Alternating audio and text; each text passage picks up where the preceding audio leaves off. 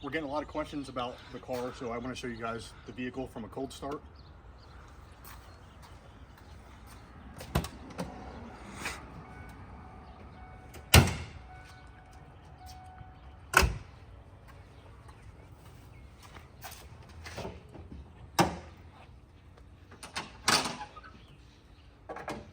Here's the engine.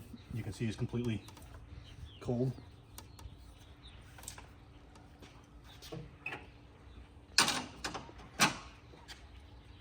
Let me show the back of the car. Start it up.